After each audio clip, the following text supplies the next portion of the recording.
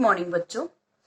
आज मैं आपको आपके संचयन इस पुस्तक की पहली कहानी हरिहर काका ये पढ़ाने वाली हूँ। बच्चों, हमारे समाज में या फिर हमारे भारत में रिश्तों की बहुत ही अहमियत है, क्योंकि समाज में सभी रिश्ते भावनाओं और विश्वास पर ही आधारित होते हैं। ये जो रिश्ते होते हैं सिर्फ विश्वास पर आधारित होते हैं। लेकिन रिश्तों की अहमियत तभी तक होती है जब तक व्यक्ति एक दूसरे के लिए पूरी तरह समर्पित हो, एक दूसरे पर वो विश्वास करे और आवश्यकता पड़ने पर बिना किसी स्वार्थ के एक दूसरे की सहायता करे, मदद करे, या फिर किसी के ऊपर मुसीबत संकट आ जाए तो हर एक व्यक्ति की हमें हमारे रिश्तेदारों की, दोस्तों की मदद करनी चाहिए। लेकिन जब यही रिश्ते स्वार्थ और लालच के अधीन हो जाते हैं और इन रिश्तों की अहमियत भी धीरे धीरे इस तरह से समाप्त होने लगती है, सिर्फ स्वार्थ की वजह से अंत में रिश्ते पूरी तरह समाप्त हो जाते हैं। तो आज की हमारी ये जो कहानी है हरिहर काका, यह भी इन्हीं रिश्तों पर आधारित है या फिर इन्हीं रिश्तों में आए बदलाव के बारे में हमें ये बताती है। और इस कहानी के लेखक है मिथिलेश्वर। पहले मैं आपको इस लेखक की जानकारी देती हूँ। मिथिलेश्वर का जन्म 31 दिसंबर 1950 को बिहार के भोजपुर जिले के वैसाडीह गांव में हुआ। इन्होंने हिंदी में एमए और पीएचडी करने के उपरांत व्यवसाय के रूप में अध्यापन कार्य को चुना। इन दिनों आरा के विश्वविद्यालय में रीडर के पद पर कार्यरत है। मिथिलेश्वर ने अपनी कहानियों में ग्रामीण जीवन को बखूबी उकेरा है। इनकी कहानियां वर्तमान ग्रामीण जीवन के विभिन्न अंतर विरोधी को उद्घाटित करती है, जिनसे पता चलता है कि आजादी के बाद ग्रामीण जीवन वास्तव में किस हद तक भयानक और जटिल हो गया है। बदलाव के नाम पर हुआ यह है कि आम लोगों के शोषण के तरीके बदल गए हैं। मिथिलेश्वर की प्रमुख कृतियां है बाबूजी, मेघना का निर्णय, हरिहर काका, चल खुसरो घर आपने, झुनिया, युद्धस्थल, प्रेम न बाड़ी उपजे और अंत नहीं। अपने लेखन के लिए इन्हें सोवियत लैंड नेहरू पुरस्कार सहित अन्य कई पुरस्कारों से सम्मानित किया जा चुका है। तो चलिए हम इस पाठ की शुरुआत करते हैं, जिसका नाम है हरिहर काका। हरिहर काका के यहाँ से मैं अभी अभी लौटा हूँ। कल भी उनके यहाँ गया था, लेकिन न तो वह कल ही कुछ कह सके और न आज ही। दोनों दिन उनके पास में देर तक बैठा रहा, लेकिन उन्होंने कोई बातचीत नहीं की। हमारे कहानी के जो लेखक है मिथिलेश्वर, वह इस कहानी के जो हरिहर काका है उनके बहुत ही नजदीक है। इन्होंने बहुत सारा वक्त साथ में बिताया था, इसलिए इनके मन एक दूसरे से जुड़ गए थे।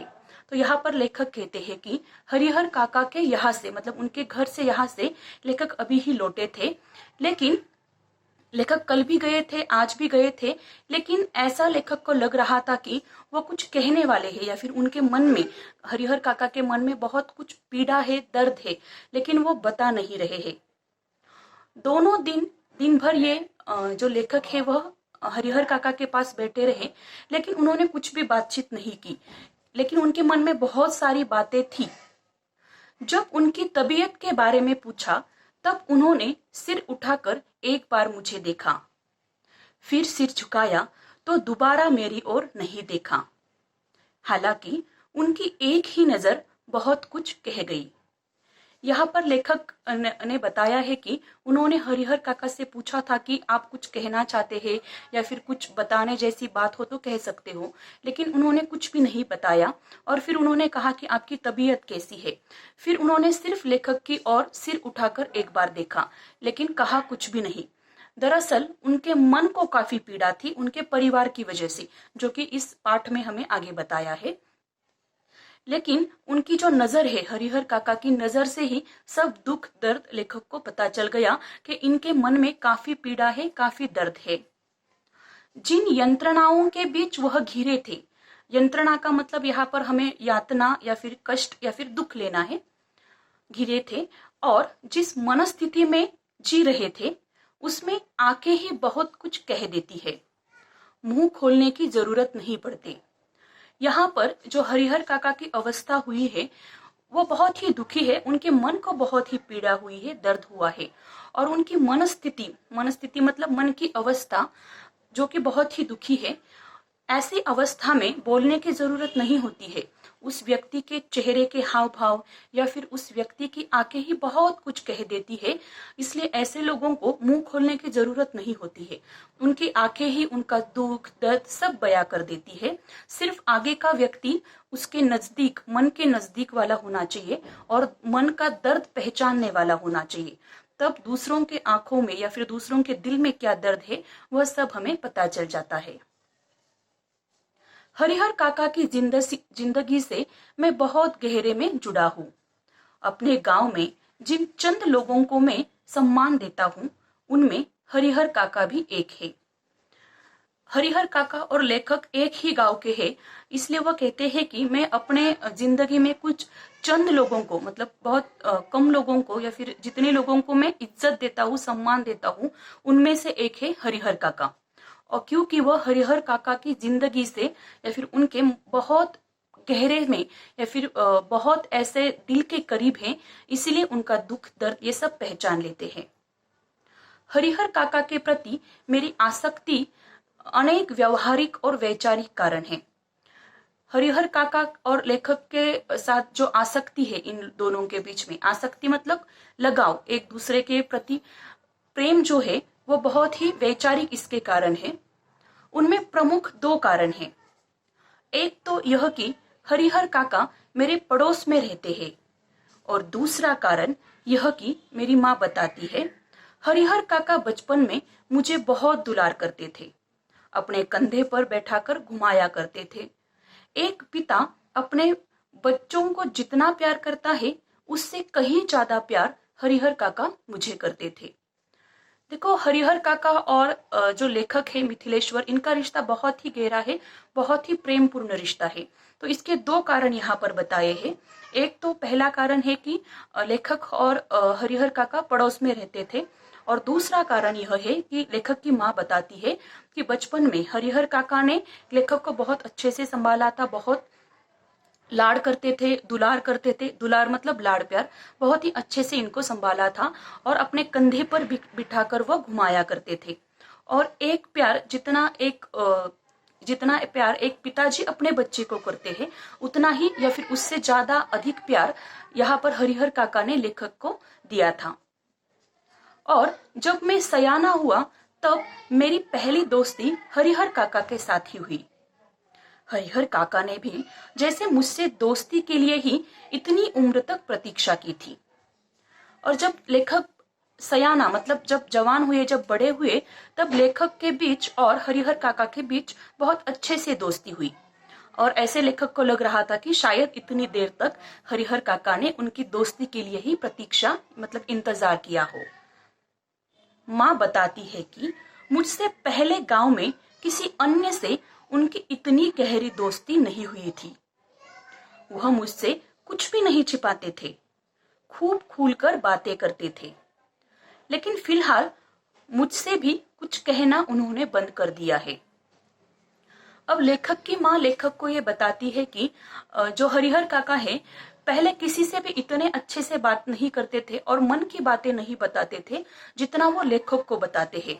इसलिए इन दोनों में एक दूसरे से के साथ बहुत ही अच्छे से दोस्ती हुई है, क्योंकि ये दोनों अपने मन की पीड़ा, दुख, दर्द या फिर सुख है सभी एक दूसरे के साथ बांटते हैं और बहुत ही खुलकर बातें करते हैं। हमारे हर एक व्यक्ति की जिंदगी में एक ऐसा कोई व्यक्ति या फिर दोस्त जरूर होता है जिसके साथ हम हमारे सभी जो बातें होती है वो शेयर करते हैं या फिर उसको बताते हैं। ठीक उसी प्रकार से लेखक के जिंदगी में भी हरिहर काका थे, इसलिए ये दोनों सभी एक दूसरे के साथ अच्छे से बातें करते थे। लेकिन अभी हरिहर काका के मन को बहुत बड़ी वेदना हुई है, बहुत बड़ी पीड़ा हुई है, इसलिए अभी वो खुलकर ज्यादा बात नहीं करते हैं लेखक के साथ। उनके इस स्थिति ने मुझे चिंतित कर दिया है। जैसे कोई नाव बीच मझधार में, मझधार मतलब बीच में, फंसी हो और उस पर सवार लोग चिल्लाकर भी अपनी रक्षा न कर सकते हो। देखो यहाँ पर वो कहते हैं कि जो हरिहर काका की जो मनस्थिति हुई है, इसलिए लेखक बहुत ही चिंतित है। वह कहते हैं कि मैं बहुत परेशान हो गया हूँ, क्योंकि हरिहर काका अपनी परेशानी मुझे खुलकर बताते ही नहीं है, इसलिए मैं कुछ भी नहीं कर सकता हूँ। लेखक सोचते हैं कि हरिहर काका अगर उनकी परेशानी क्या है मुझे बताएंगे तो मैं कुछ उनकी मदद कर सकता हूँ, समस्या का समाधान खोजने का मैं प्रयत्न कर सकता हूँ। लेकिन हरिहर काका लेखक को अभी कुछ नहीं बता रहे हैं, इसलिए लेखक कहते हैं कि मेरा कुछ भी इलाज नहीं चल रहा है।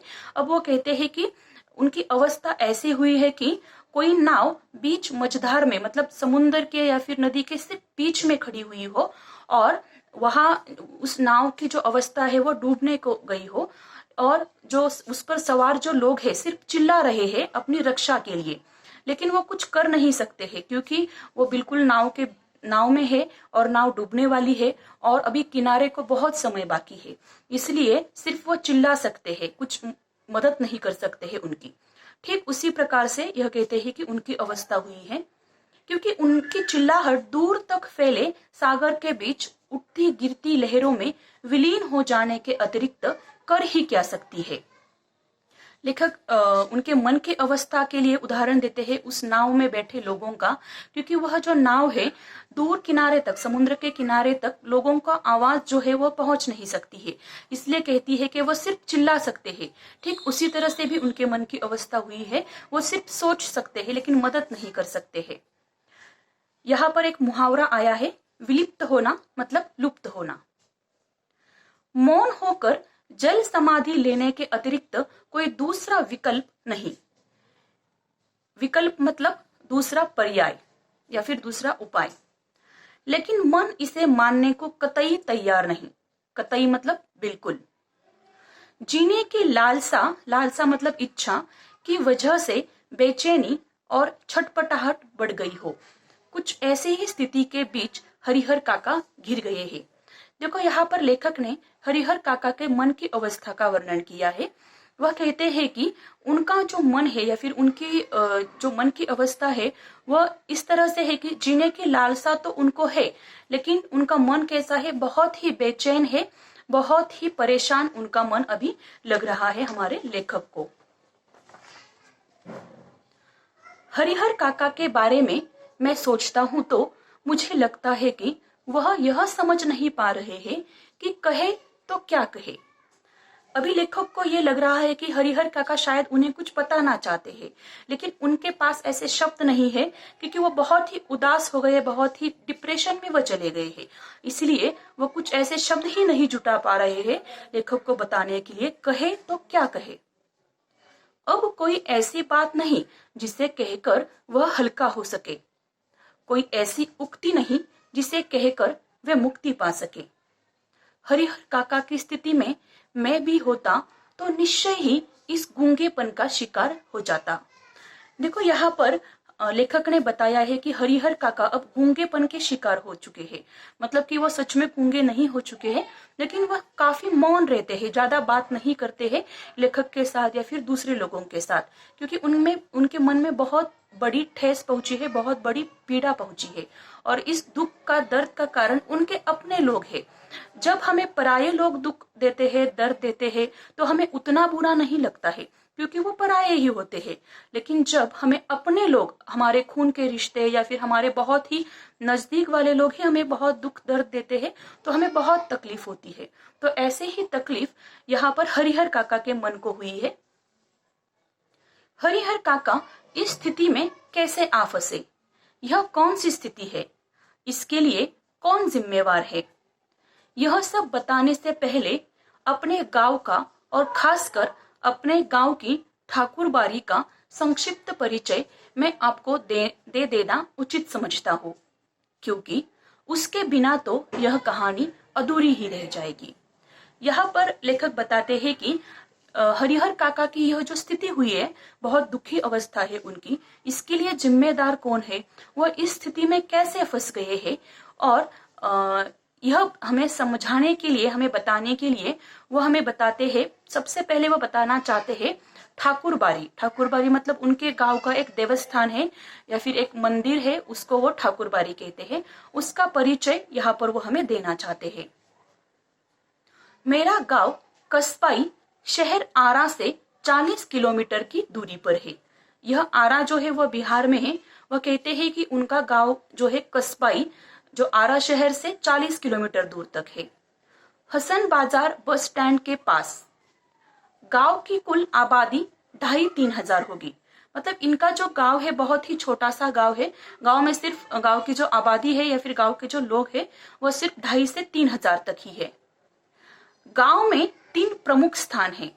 देखो, हर एक गांव की कुछ ना कुछ पहचान होती है। ठीक, इनके गांव की भी 3 पहचान है या फिर प्रमुख स्थान 3 है। गांव के पश्चिम किनारे का बड़ा सा तालाब। इनके गांव में एक बहुत बड़ा तालाब है जो कि इनके गांव की विशेषता है। गांव के मध्य स्थित बरगद का पुराना वृक्ष। इनके गांव में मध्य में बीच में एक बहुत ही बड़ा बरगद का वृक्ष है। यह भी इनके गांव की एक पहचान है। और गांव के पूरब में ठाकुर जी का विशाल मंदिर। और जो गांव की पूर्व दिशा है वहां पर ठाकुर जी मतलब श्री कृष्ण के बहुत बड़ा मंदिर है, जिसे गांव के लोग ठाकुरबाड़ी कहते हैं। मतलब ठाकुर जी के मंदिर को गांव के लोगों ने नाम दिया है ठाकुरबाड़ी। गांव में इस ठाकुरबाड़ी की स्थापना कब हुई, इसकी ठीक ठीक जानकारी किसी को नहीं है। इस संबंध में गांव में जो कहानी प्रचलित है वह यह कि वर्षों पहले जब यह गांव पूरी तरह बसा भी नहीं था, कहीं से एक संत आकर इस स्थान पर झोपड़ी बना रहने लगे थे। मतलब इस गांव में इस ठाकुरबाड़ी मंदिर की स्थापना कब हुई इसके बारे में ठीक ठीक जानकारी तो नहीं है, लेकिन लोगों का ऐसा कहना है या फिर लोगों के बीच में यह कहानी प्रचलित है कि कई वर्षों पहले यहाँ पर जब गांव ये पूरी तरह से बसा भी नहीं था, गांव में उतने घर भी नहीं थे, तब यहाँ पर एक संत आकर रहने लगे थे। और यही संत ने यहाँ पर पहले एक झोपड़ी बना दी थी। वह सुबह शाम ठाकुर जी की पूजा करते थे, लोगों से मांगकर खा लेते थे और पूजा पाठ की भावना जागृत करते थे। फिर इस संत ने क्या किया कि वो यहीं पर रहने लगे, यहीं पर उन्होंने अपने के लिए झोपड़ी बनाई और यहीं पर ठाकुर जी की वह पूजा करने लगे थे। और वो लोगों से सुबह शाम मांग कर खा लेते थे। और फिर लोगों के बीच में इन्होंने पूजा पाठ की भावना जागृत की। जागृत करना मतलब जगा हुआ या फिर भाव उत्पन्न करना। मतलब यहाँ के लोगों को उन्होंने भक्ति में लगाया या फिर भगवान की पूजा पाठ में लगाया या फिर भगवान की पूजा का भाव इन लोगों के अंदर जगाने का कार्य इस साधु ने किया था। बाद में लोगों ने चंदा करना मतलब एक दूसरे से पैसे मांगकर कलेक्ट करना और फिर कुछ अच्छा सा कार्य करना, डोनेशन कहते हैं हम उसको इंग्लिश में। चंदा करके यह ठाकुर जी का एक छोटा सा मंदिर बनवा दिया। फिर जैसे जैसे गांव बसता गया और आबादी बढ़ती गई, मंदिर के कलेवर में भी विस्तार होता गया। देखो, यह मंदिर बनाने के लिए गांव के सभी लोगों ने प्रयास किया था। सभी लोगों ने चंदा देकर इस मंदिर का निर्माण किया था। फिर जैसे जैसे गांव बसता गया और आबादी बढ़ती गई, आबादी मतलब लोगों की संख्या, लोक संख्या हम कहते हैं। मंदिर के कलेवर मतलब रूप, रंग, आकार, मतलब मंदिर का डेकोरेशन किया गया, मंदिर को सजाया गया, मंदिर को बहुत ही सुंदर बनाया गया। मंदिर के कलेवर में भी विस्तार होता गया। लोग ठाकुर जी को मनौती मनाते कि पुत्र हो, मुकदमे में विजय हो, लड़की की शादी अच्छे घर में तय हो, लड़के को नौकरी मिल जाए। फिर इसमें जिनको सफलता मिलती वह खुशी में ठाकुर जी पर रुपए, जेवर, अनाज चढ़ाते। देखो, इस मंदिर की प्रशंसा या फिर इस मंदिर का नाम क्यों हुआ, क्योंकि लोग इस ठाकुर जी के मंदिर में भगवान को मनौती मतलब मन्नत मांगते कि हमें पुत्र हो या फिर हमारा जो मुकदमा चल रहा है कोर्ट में, कचहरी में, उसमें हमें ही विजय प्राप्त हो, हमें ही सफलता मिले, या फिर हमारे घर में घर की जो लड़की है उसकी शादी अच्छे से घर में हो जाए, या फिर घर का जो बेटा है वो अच्छा पढ़ लिख कर उसको अच्छी सी नौकरी मिल जाए। इस तरह से लोग उस ठाकुर जी को या फिर उस भगवान को मन्नत मांगते थे। और अगर वह मन्नत या फिर उनकी इच्छा जो है वह पूरी होने के बाद वह उस भगवान के ऊपर रुपए चढ़ाते थे, जेवर चढ़ाते थे और अनाज भी चढ़ाते थे। जैसा कि आज भी चल रहा है, आज भी हमारे भारत में बहुत सारे मंदिर है। इन बहुत सारे मंदिरों में हम या फिर जो दूसरे लोग हैं वह मन्नत मांगते हैं, कुछ इच्छा मांगते हैं। उसके उपरांत वो इच्छा पूर्ण होने के उपरांत हम भगवान को कुछ न कुछ चढ़ाते हैं। ठीक इसी प्रकार से वह रिवाज चलता आ रहा था। अधिक खुशी होती तो ठाकुर जी के नाम अपने खेत का एक छोटा सा टुकड़ा लिख देते। यह परंपरा आज तक जारी है और यह जो परंपरा है आज भी जारी है। शहरों में भी है, गांवों में भी है। अगर कोई भगवान प्रसन्न होकर या फिर भगवान से मन्नत मांगने पर जब वो पूरी हो जाती है तो बहुत सारे लोग जेवर देते हैं, पैसे देते हैं। और इसका बहुत बड़ा उदाहरण हमारे भारत में है, जो कि भगवान बालाजी है या फिर शिरडी के साईं बाबा है। ऐसे बहुत सारे मंदिर है हमारे भारत में जहां पर बहुत सारे लोग दान देते हैं मन्नत पूरी होने पर। अधिकांश लोगों को विश्वास है कि उन्हें अच्छी फसल होती तो ठाकुर जी होती है तो ठाकुर जी की कृपा से, मुकदमे में उनकी जीत हुई तो ठाकुर जी के चलते। लड़के की शादी इसलिए जल्दी तो तय हो गई क्योंकि ठाकुर जी को मन्नत मनाई गई थी। लोगों के इस विश्वास का यह परिणाम है कि गांव की अन्य चीजों की तुलना में ठाकुर बाड़ी का विकास 1000 गुना अधिक हुआ है। देखो यहाँ पर लोग ऐसा सोचते थे या फिर लोगों का भगवान के ऊपर, इस ठाकुर जी भगवान के ऊपर बहुत ही बड़ा विश्वास था। इसलिए अगर उनके सभी अच्छे अच्छे कार्य होते थे, मतलब फसल अच्छी आ गई, लड़की का जो विवाह है वो बहुत अच्छे घर में हुआ या फिर बेटे को नौकरी लग गई, तो सिर्फ यही मानते थे कि ठाकुर जी की कृपा से यह सब कुछ संभव हो चुका है।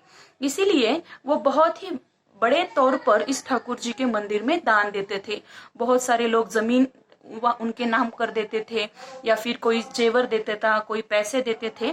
इसीलिए पैसों की वजह से ठाकुर बाड़ी का, मतलब जो देवस्थान है, उसका बहुत बड़ा विकास हुआ, लेकिन गांव का अन्य विकास उतना नहीं हुआ। हमारे भारत की भी यही अवस्था है कि जो जहां पर देवस्थान होते हैं वहां पर उस मंदिर का या फिर मंदिर के कुछ थोड़े ही आजू बाजू का बहुत बड़ा विकास हुआ होता है, लेकिन जो उसके आजू बाजू जो छोटे छोटे गांव होते हैं उनकी हालत आज भी वैसे की वैसी है, उतनी सुधारना नहीं हुई है। ये भी हमारे आज की भारत की अवस्था है। अब तो यह गांव ठाकुर बाड़ी से ही पहचाना जाता है। यह ठाकुर बाड़ी न सिर्फ मेरे गांव की एक बड़ी और विशाल ठाकुर बाड़ी है, बल्कि पूरे इलाके में इसकी जोड़ की दूसरी ठाकुर बाड़ी नहीं। मतलब इस गांव का पहचान जो बन गई सिर्फ ठाकुर बाड़ी की वजह से बन गई। ये बहुत बड़ी ठाकुर बाड़ी है